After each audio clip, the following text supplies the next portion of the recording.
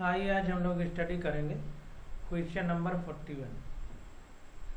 कह रहा है 3 capacitor each of capacitance C and of breakdown voltage V are joined in the series।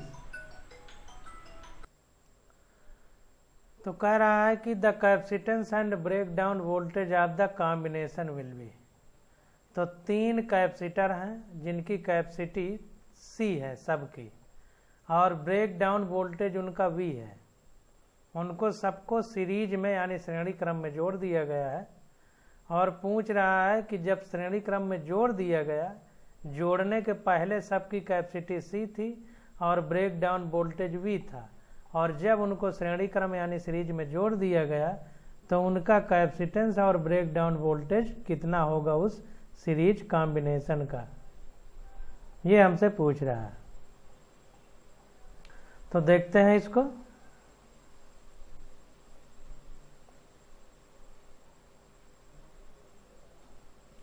तो देखिए 3 capacitor of capacitance C each are in series. अब series में है यानी श्रेणी क्रम में, तो श्रेणी क्रम में जब जोड़ा जाता है संधारित्रों को तो उनका फार्मूला क्या होता है, 1/C equal to 1/C1 plus 1/C2 plus 1/C3, 3 है। अब 1/C इक्वल टू सब का C है, ये इसको C डैश कह सकते हैं, तो 1/C plus 1/C plus 1/C, तो ये हो जाएगा 1/C dash equal to 3/C, तो C dash equal to C/3। तो ये देखिए टोटल निकल आया, टोटल कैपेसिटेंस C/3 हो जाएगा, C/3 हो जाएगा। अब देखिए इनको सीरीज में जोड़ा गया है यानी श्रेणी क्रम में। तो हमने आपको बताया था कि सीरीज क्रम में समांतर क्रम में क्या होता है, जब पैरेलल कॉम्बिनेशन या समांतर क्रम में जोड़ते हैं तो जो वोल्टेज होता है यानी पोटेंशियल या विभवांतर जिसको कहते हैं वो कांस्टेंट रहता है, यानी सब में वही रहता है। तो जैसे V है तो सब में V ही रहेगा, लेकिन अब ये V के 3 है और तीनों को सीरीज में जोड़ दिया गया है तो सीरीज में वोल्टेज जुड़ेगा। तो वही कह रहा है कि V टोटल कितना होगा। जैसे C टोटल निकाला है तो हमारा फार्मूला होता है Q इक्वल टू CV, तो V इक्वल टू Q/C। अब C डैश हमारा कितना है, C/3, तो यहाँ पर C/3 जब रखेंगे तो 3 ऊपर चला जाएगा, या यूं कहें कि ये इधर आ जाए, ऊपर चला जाएगा, तो V इक्वल टू 3Q/C हो जाएगा, 3Q/C। तो अब एक का Q इक्वल टू CV होता है, तो V इक्वल टू Q/C होगा एक का, और 3 है तो 3 के लिए यहाँ पर Q/C में जब V रखेंगे, ये V डैश कह दीजिए इसको, तो सब का V है, तो तीनों का जब जुड़ेगा तो V dash equal to 3V हो जाएगा, Q/C की जगह V हो जाएगा, तो 3V, तो 3 गुना हो जाएगा हमारा वोल्टेज। तो ध्यान दीजिए सीरीज में वोल्टेज जो है जुड़ता है और समांतर क्रम में वोल्टेज एक ही रहता है सारे कैपेसिटर्स में। अब क्वेश्चन नंबर 42 देखते हैं, तो 41 का B करेक्ट हो जाएगा। अब 42 देखते हैं, तो 42 में कह रहा है कि ये network of 4 capacitors of capacity equal to C1 equal to C, C2 equal to 2C, C3 equal to 3C and C4 equal to 4C are connected to a battery as shown in the figure. तो कह रहा है हमारे पास 4 capacitor हैं, 1 2 3 4, और C1 की capacity C है, C2 की 2C है, C3 की 3C है और C4 की 4C है। अब इनको एक बैटरी से जोड़ दिया जाता है जैसा कि यहाँ पर दिखाया गया है। कह रहा है the ratio of the charges on C2 and C4 is, तो C2 और C4 में चार्जेज का रेशियो हमको बताना है,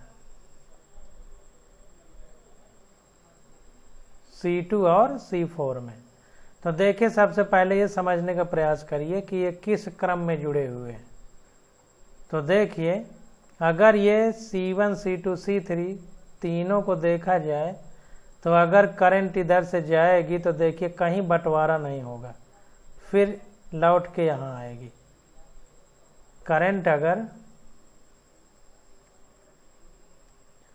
यहाँ से करंट मान लीजिए चली तो यहाँ पहुँची, फिर यहाँ आई, फिर यहाँ आई, फिर यहाँ आई, यहाँ तक देखिए कोई करंट का बंटवारा नहीं है यहाँ से यहाँ तक। तो इसका मतलब ये तीनों क्या है, सीरीज में है यानी श्रेणी क्रम में। अब यहाँ से करंट बटेगा, एक बार इधर जाएगा और एक फिर इधर आएगा, इस तरह बट सकता है क्योंकि ये कैपेसिटर भी है। तो ये तीनों सीरीज में है और तीनों का अगर एक साथ एक कैपेसिटर माना जाए तो ये पूरा और ये समांतर क्रम में है। इसको ऐसे हम बना सकते हैं कि ये तीनों में बंटवारा नहीं हो रहा ऊर्जा का, बिजली का, विद्युत का, इलेक्ट्रिसिटी का। तो इसको हम इस तरह बना सकते हैं।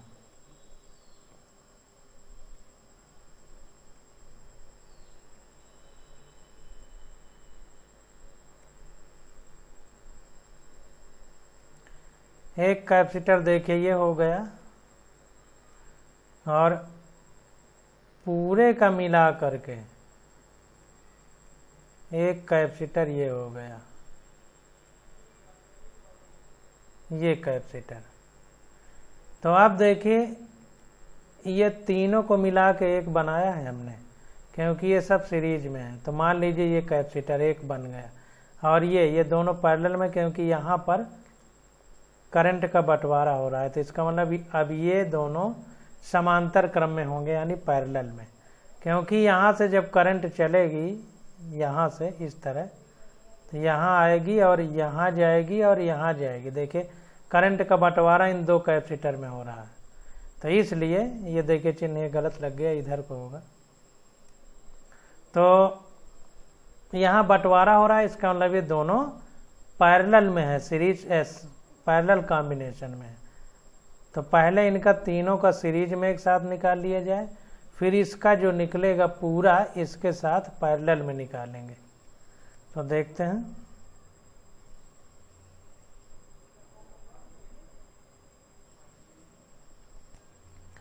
तो 42 नंबर क्वेश्चन देखें।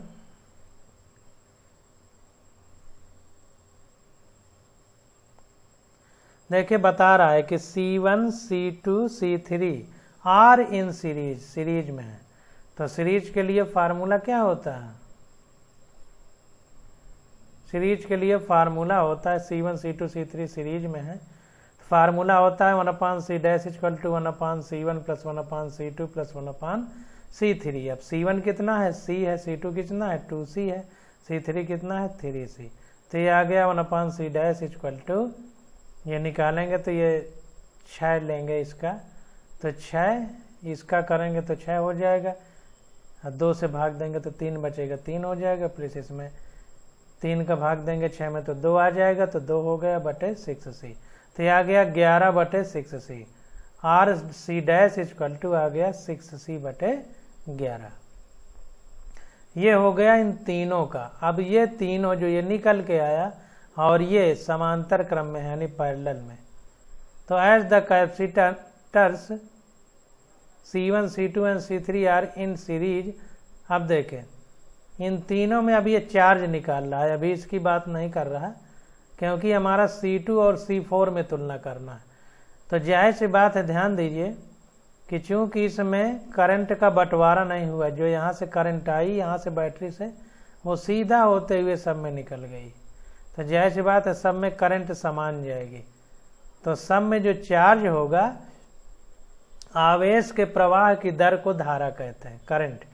तो जाहिर सी बात है जब सब में समान करंट बह रही है तो सब में समान आवेश जाएगा। जब सब में समान आवेश जाएगा तो जाहिर सी बात है कि सबका आवेश समान होगा, तो एक आवेश निकालते हैं। तो वही कह रहा है कि as the capacitors C1, C2 and C3 are in series so the charge on each capacitor is Q dash equal to हो जाएगा, Q इक्वल टू CV होता है, तो Q dash equal to CV, तो C कितना है 6C/11 और V voltage. तो also charge on capacitor C4 is Q। अब अगर ये वाला कैपेसिटर है, इसमें कह रहा है अगर आवेश Q हो तो क्या होगा, तो इसमें देखिए C1 की कैपेसिटी C है, C2 की 2C है, C3 की 3C है और C4 की 4CT है कैपेसिटी यानी धारिता। तो C4 की जगह 4C रख दिया इंटू V हो गया।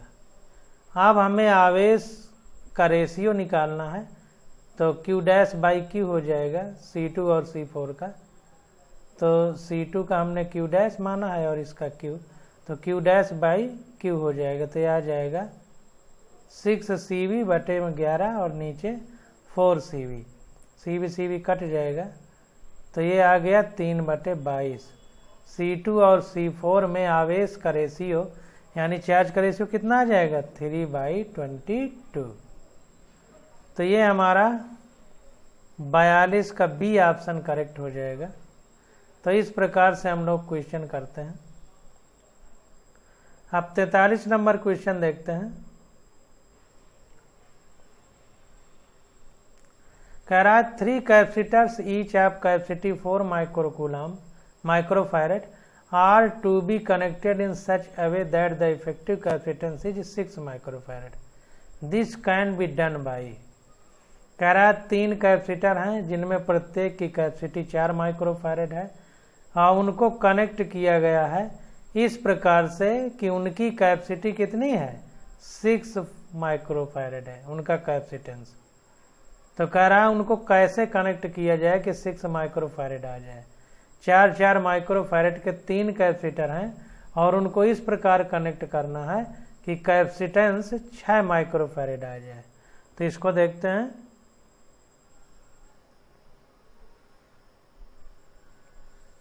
तो यहां पर देखिए कह रहा है to get equivalent capacitance 6 microfarad. हमको क्या करना है कि जो नेट कैपेसिटेंस हमको चाहिए वो 6 माइक्रोफैरड चाहिए। Out of the 4 microfarad capacitance 2 are connected in series and 3 are in connected in parallel. तो 2 को हम सीरीज में कनेक्ट कर देंगे और 1 को पैरेलल में कनेक्ट कर देंगे, तो इनका रिजल्टेंट 6 माइक्रोफैरड आ जाएगा। तो करके देखते हैं कैसे आ जाएगा। तो देखिए ये दोनों सीरीज में है। कैसे? क्योंकि यहां से करंट आएगी तो बंटवारा नहीं होगा, तो ये दोनों सीरीज में हो गए और यहां से करंट आएगी तो 2 पार्ट में बटेगी, एक इधर जाएगी एक इधर। तो इसमें और इन दोनों में बंटवारा हो रहा है। तो ये दोनों सीरीज में है, ये पैरेलल में है। तो इन दोनों का सीरीज में क्या हो जाएगा 1/C = 1/4 + 1/4, तो ये आ गया 2/4 यानी 1/2। तो 1/C बराबर 1/2, तो C बराबर 2 आ गया सीरीज में। इसको C डैश मान सकते हैं। और अब ये C डैश और ये 4 माइक्रोफैरड सीरीज पैरेलल में है, समांतर में। तो समांतर का फार्मूला क्या होता है C = C1 + C2। तो C डैश या C1 कितना आया है 2 और C2 कितना है 4, तो 4 बराबर आ गया 6 माइक्रोफैरड। तो इस प्रकार से निकाला गया है। ये देखिए बहुत शार्ट में निकाल दिया है, तो समझ में ना आता, इसके लिए हमने करके आपको बता दिया। 43 का C विकल्प सही हो जाएगा।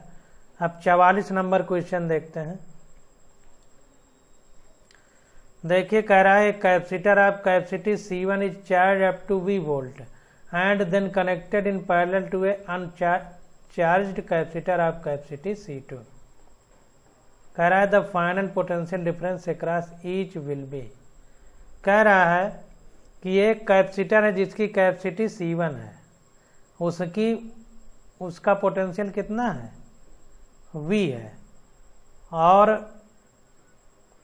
मतलब V पोटेंशियल तक इसको चार्ज किया गया C1 को।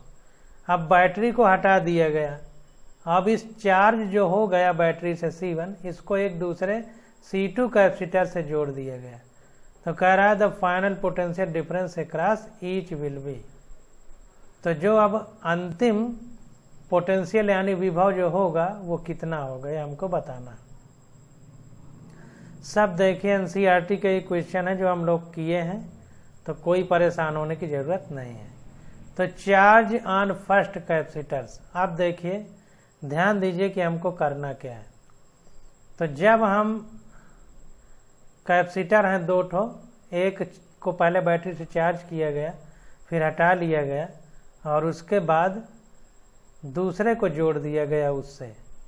तो जब दूसरे को जोड़ेंगे तो एक का आवेश दूसरे खाली वाले में जाने लगेगा, और कब तक जाएगा, तब तक जाएगा जब तक कि दोनों में विभव बराबर ना हो जाए, पोटेंशियल बराबर ना हो जाए। कोई भी आवेश या चार्ज तब तक प्रवाहित होता है जब तक दोनों तरफ का पोटेंशियल डिफरेंस 0 ना हो जाए, या यूं कहें कि दोनों तरफ पोटेंशियल बराबर ना हो जाए। तो इसको देखते हैं। तो charge on first capacitor Q1 = C1V हो जाएगा, क्योंकि बैटरी की वोल्टेज V है और उसकी पहले वाले की धारिता C1 है। अब देखिए दूसरा वाला तो चार्ज नहीं है पहले, तो Q2 कितना हो जाएगा, 0, उस पर कोई आवेश नहीं होगा। अब देखिए when they are connected in parallel the total charges, अब देखिए जब पहले वाले से दूसरे वाले को पैरेलल में कनेक्ट कर दिया गया। अब देखिए पैरेलल में कैसे कनेक्ट होगा। पैरेलल का मतलब है कि एक मान लीजिए पहला कैपेसिटर ये है, दूसरा कैपेसिटर ये है, पहले इसको चार्ज कर लिया गया,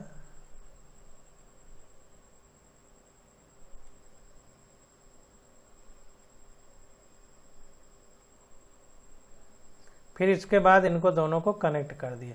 तो समांतर क्रम में हम कब मानेंगे, जब ये पॉजिटिव प्लेट हो और ये भी पॉजिटिव प्लेट हो। तो पॉजिटिव को जब पॉजिटिव से कनेक्ट करेंगे और निगेटिव प्लेट को निगेटिव से कनेक्ट करेंगे, तो ये दोनों कैपेसिटर हमारे समांतर क्रम में हो जाएंगे, यानी पैरेलल कॉम्बिनेशन हो जाएगा। क्योंकि मान लीजिए करंट ऐसे निकलेगी, तो अगर मान लीजिए यहाँ बैटरी से जोड़ा जाए तो करंट पहले इधर जाएगी फिर इधर बटेगी, तो इसका मतलब ये समांतर क्रम है। करंट बटे तो समांतर क्रम। तो पैरेलल में इनको जोड़ दिया गया। तो जब पैरेलल में दो जोड़ देंगे तो पैरेलल कॉम्बिनेशन में क्या होगा, वोल्टेज सेम रहता है, तो C' होता है समांतर क्रम में C1 + C2। और अगर C1 में Q1V लिखा जाए, C2 में Q2V लिखा जाए, क्योंकि Q = CV होता है, तो क्या होगा, और ये C' हमारा कॉमन जो विभव है, ये हमारा QV हो जाए। क्योंकि देखिए V तो सेम रहेगा ना, क्योंकि समांतर क्रम में विभव समान रहता है। तो QV = Q1V + Q2V। तो ये V कॉमन आ जाएगा इसमें, QV = V Q1 + Q2। तो ये V कट जाएगा, तो Q = Q1 + Q2 हो जाएगा। क्यों हो जाएगा, क्योंकि ये विभव तो समान रहता है समांतर क्रम में। तो जब समांतर क्रम में जोड़ेंगे तो विभव समान रहेगा, तो ये V कट जाएगा, तो Q = Q1 + Q2 हो जाएगा। इसलिए Q = C1V होगा। अब देखिए ये हमने टोटल चार्ज निकाल लिया इनका। अब देखिए अगर हम इतना सब तमाशा ना भी करते तो भी ये सब करने की जरूरत नहीं थी। जैसे 2 बाल्टी हो, एक में पानी 50 लीटर है और दूसरी बाल्टी खाली हो, अब पाइप द्वारा जोड़ दिया जाएगा तो पहली वाली बाल्टी का पानी दूसरी में जाएगा। अब अगर हमसे कोई पूछे कि पूरा पानी कितना है, तो पहली बाल्टी से जो दूसरी में गया तो जितना पहली वाली में बचा और दूसरी वाले में जो गया दोनों को जोड़ेंगे तो कुल पानी आ जाएगा। और 50 लीटर है तो 50 रहेगा। तो इसलिए जो पहले कैपेसिटर का दूसरे में चला गया जो चार्ज नहीं है, दोनों को जोड़ा जाएगा तो टोटल जो पहले था वही आएगा। तो Q equal to Q1 plus Q2। तो वो तमाशा ना भी करें तो भी डायरेक्ट हम ये बात समझ सकते हैं कि चार्ज जितना है वो उतना ही रहेगा, बस दूसरे में चला जाएगा तो टोटल तो जोड़ने पे आ ही जाएगा। तो Q equal to Q1 plus Q2। अब एक चीज समझना है, जब दूसरा वाला जोड़ा नहीं गया था तो ये पूरा Q पहले वाले में था और दूसरे वाले में 0 था। तो दूसरे वाले में अगर हम Q निकालें तो C2V होगा, तो दूसरे वाले में तो 0 ही है, यहाँ तो 0 ही है, तो इसका कोई मतलब नहीं है क्योंकि Q2 0 है। तो जब जोड़ा नहीं गया था तो पूरा चार्ज पहले वाले में ही था, तो Q इक्वल टू C1V लिखा है। पूरा चार्ज Q पहले वाले में ही है, जब जोड़ा नहीं गया था तब। बहुत ध्यान से समझिएगा नहीं तो गड़बड़ हो जाएगा। अब देखिए जब जोड़ दिया गया तो टोटल कैपेसिटी कितनी हो गई समांतर क्रम में, C equal to C1 plus C2। Parallel combination में जब C1 और C2 कैपेसिटर को जोड़ेंगे तो टोटल कैपेसिटी का फार्मूला ये आ जाता है। अब देखिए let V dash be the common potential difference across each capacitor. अब जब दोनों को जोड़ दिया गया तो एक कॉमन पोटेंशियल होगा, वो दोनों में होगा। तो कॉमन पोटेंशियल हमारा आ गया Q equal to CV dash, और ये C हमारा टोटल कैपेसिटी है जब जोड़ दिया गया। तो V डैश अगर निकालें तो V डैश इक्वल टू आ जाएगा Q/C। तो इक्वल टू ये हो जाएगा, देखिए ऊपर Q इक्वल टू C1V है तो इसकी जगह C1V लिख दिया, ये भी अलग लिखा है अपान, और ये टोटल C कितना है C1 प्लस C2, तो C की जगह C1 प्लस C2 रख दिया। तो यही हमारा आंसर आ जाएगा। तो इस प्रकार से हम लोग आंसर निकालते हैं, या इसको ऐसे कर सकते हैं कि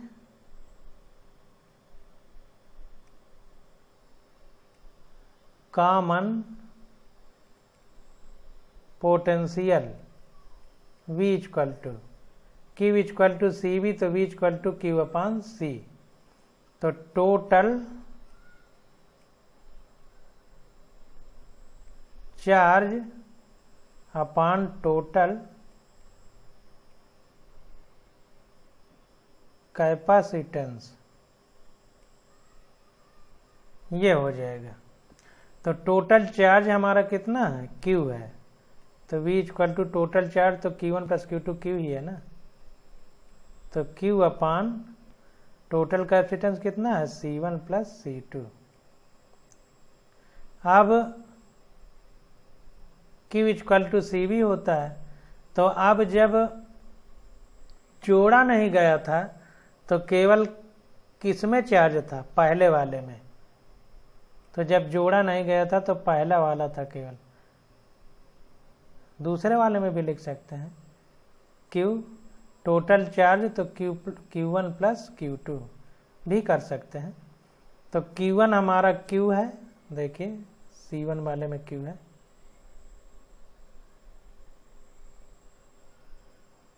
जब जोड़ा नहीं गया था तो Q ही था।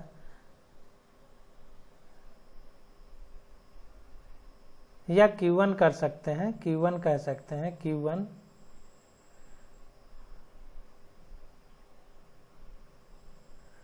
Q1 प्लस Q2 हो गया है।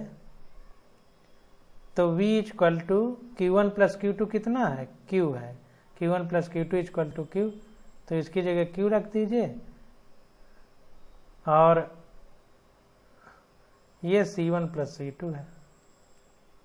अब Q बराबर कितना है C1V, तो C1V लिख दीजिए और अपान C1 प्लस C2 रहेगा। तो यही चीज तो निकल के आई है।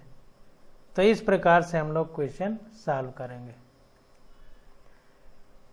तो 44 का बी ऑप्शन हमारा करेक्ट हो जाएगा। अब 45 नंबर क्वेश्चन देखते हैं।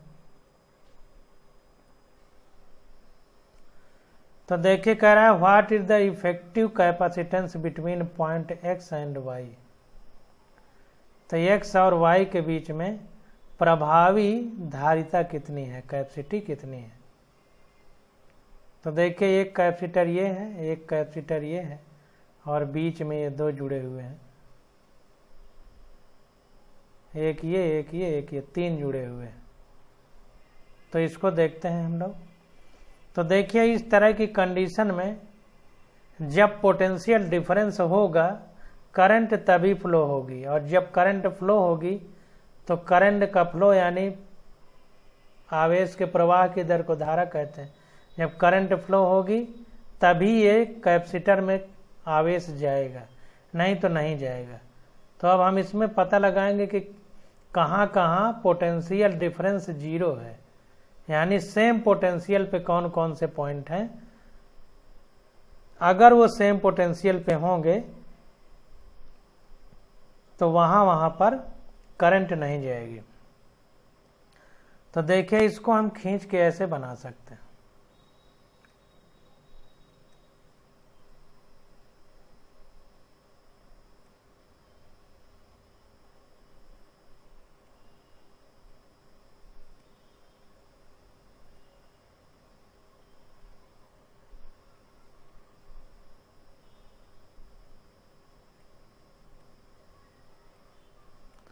ये बीच में लकीर नहीं है,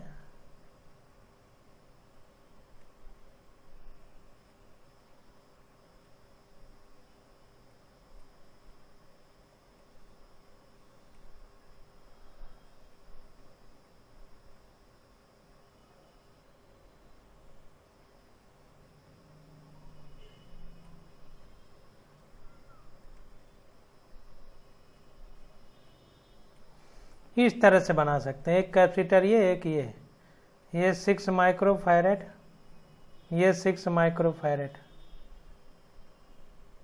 ये 6 ये 6 माइक्रोफैरेड, ये 6 माइक्रोफैरेड, और ये वाला 20 है, देखिए C5, ये 20 माइक्रोफैरेड, ये C1 है, ये C2 है, नहीं ये C1 है, ये C1 है, ये C3 है, C3 है, ये C2 है, ये C4 है, और ये C5 है। इस प्रकार से बनाया गया। इसको और अच्छा पीछे बनाया गया, इसको देख लेते हैं।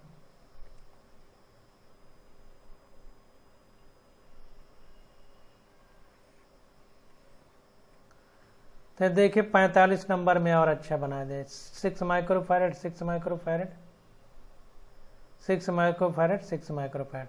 हाँ ये हमने गलत बनाया था, ये इसको ऐसे बना दिया था, इस प्रकार से जोड़ के।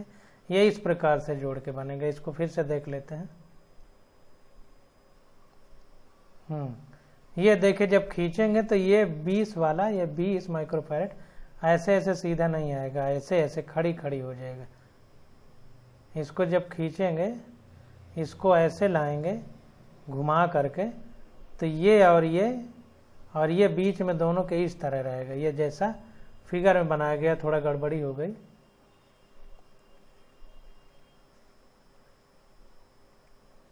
इस प्रकार से बन जाएगा 6 माइक्रोफैरेड, 6 माइक्रोफैरेड, यानी C1, C2, C3, C4 इस तरह रहेगा।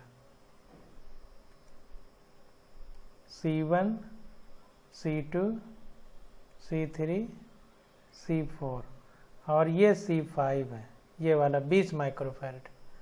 इस तरह से आएगा। आप देखें यहाँ पर ये बिंदु और ये बिंदु समान विभव पे हैं, सेम पोटेंशियल पे हैं। जब सेम पोटेंशियल पे होंगे तो इस पे किसी भी प्रकार की करंट फ्लो नहीं होगी। तो इसको हम हटा देंगे। तो इसको हटा दिया जब, तो ये दोनों देखिए सीरीज में हो जाएंगे, ये दोनों सीरीज में हो जाएंगे। तो सीरीज में इन दोनों का क्या होगा, 1/c dash equal to 1/c1 plus 1/c2, तो 1/6 प्लस 1/6 बराबर 2/6, 1/c डैश, तो 1/c डैश बराबर 1/3, यानी c डैश बराबर 3। तो इधर भी 3 हो जाएगा और ये भी उसी तरह है, तो इधर भी 3 हो जाएगा। अब ये दोनों समांतर में हैं, तो C डबल डैश क्या होगा, total capacity C1 plus C2 होती है। तो C1 3 है, C2 3 है, तो 3 3 कितना हो जाएगा 6। तो ये इक्विवेलेंट कैपेसिटी 6 माइक्रोफैराड होगी। ये वाला नहीं लिया जाएगा क्योंकि यहाँ पर विभव बराबर होंगे, और जब विभव बराबर होंगे कोई प्रकार का पोटेंशियल डिफरेंस यानी विभवांतर नहीं होगा, तो इस पे करंट नहीं जाएगी, तो ये चार्ज नहीं होगा। तो जब चार्ज नहीं होगा तो इसको हटा देंगे, इसका कोई मतलब नहीं। तो इस प्रकार से हम लोग इसको करते हैं। देखिए समानता हो गई। अगर जो है इसको इस तरह करिए, अगर ये P है, ये Q है, ये R है या ये S है, तो अगर P by Q equal to R by S हो रहा है, चाहे रेजिस्टेंस के लिए हो चाहे कैपेसिटर के लिए हो, अगर ये दोनों बराबर आ जाएगा तो ये बीच वाले में करंट नहीं फ्लो होगी। तो देखिए 6/6 बराबर 6/6, तो ये 1 आ गया दोनों तरफ, तो इसका मतलब इसमें करंट का फ्लो नहीं होगा। तो इस प्रकार से हम लोग क्वेश्चन करेंगे, तो ये 45 का डी विकल्प हमारा करेक्ट हो जाएगा। तो इस प्रकार से हम लोग क्वेश्चन करते हैं, 45 का डी करेक्ट हो जाएगा। अब देखिए आ जाते हैं 46 नंबर क्वेश्चन। तो इसकी स्टडी हम लोग अगले लेक्चर में करेंगे। आज बस यहीं तक।